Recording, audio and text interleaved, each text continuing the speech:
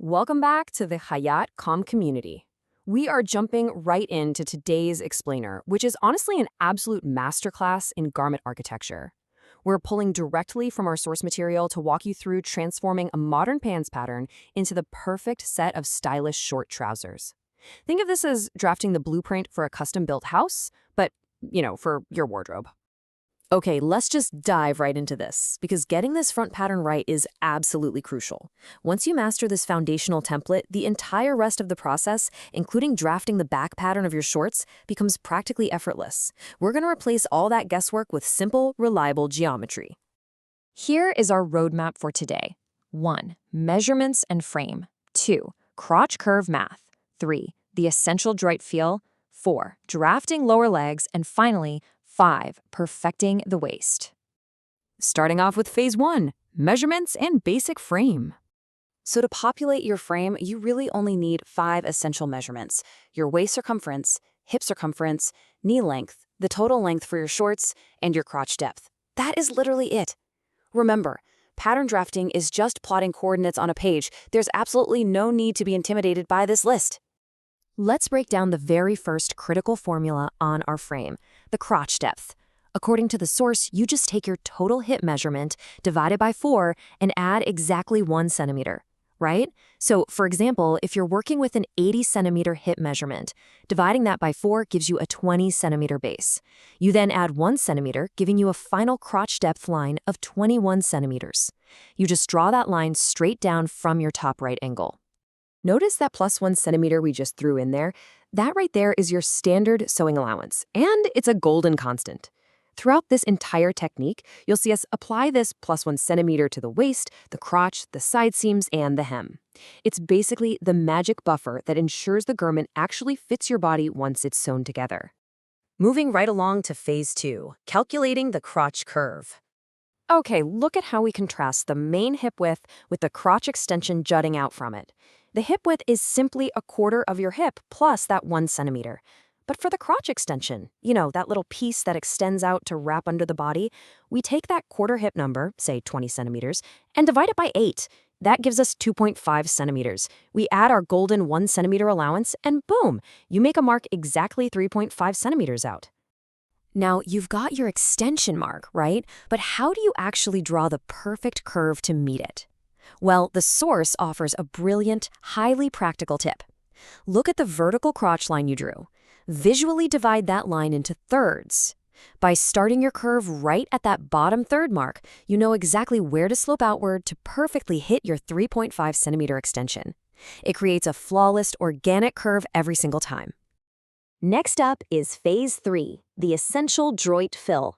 So, droit fill, which translates to the straight thread or the center line, this axis perfectly centers everything below the hips. To calculate where this line drops, you measure the entire horizontal hip line you've drawn, divide it perfectly in half, and then shift that midpoint exactly 1 centimeter outward toward the side seam, or the côté as it's often called in tailoring. Then you just draw a line straight down from there. Here's the thing, the droit fill is literally the VIP access of your short trousers. Without this center line established, your lower leg proportions will completely fail. I mean, have you ever worn a pair of shorts where after a few washes, the side seam twists awkwardly around to the front of your thigh? Yeah, that happens because the pattern drafter didn't properly anchor their measurements to the droit fill. All right, down to phase 4, drafting the lower legs. Calculating the hem or arlette of your shorts is incredibly easy. Let's say your total hem measurement is 40 centimeters. First, you divide by 4, which gives you 10 centimeters. Then, you add your golden 1 centimeter allowance, bringing it to 11 centimeters. Now, from your droit field center line, you measure exactly 11 centimeters to the right and 11 centimeters to the left. Perfect symmetry. And guess what? If your shorts extend down to the knee, you apply the exact same mathematical logic to the knee circumference. You just take the total knee measurement, divide by 4, add your 1 centimeter, and plot that final number equally on both sides of your center axis. It's really that straightforward. Next, we just have to connect the dots. You need to draw a line from the knee up to the crotch on the inside and up to the hips on the outside. But what if you only have a standard straight ruler and not a specialized curved French ruler? Actually, the source has a great workaround for this. Draw a straight line between the points. Then, find the middle of that straight line and make a mark 2 centimeters inward. Finally, draw a smooth curve that passes through that new inner mark. It perfectly mimics the natural contour of the human leg. Finally, phase 5, perfecting the waistline. Okay, we have a few rapid-fire final tweaks to make sure the short trousers sit totally flush against the body.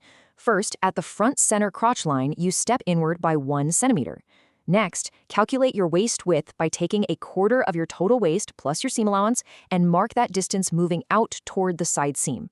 From that point, draw a nice curve down to blend right into the hips. Finally, at the far edge of the side seam, go straight up by exactly 1 centimeter.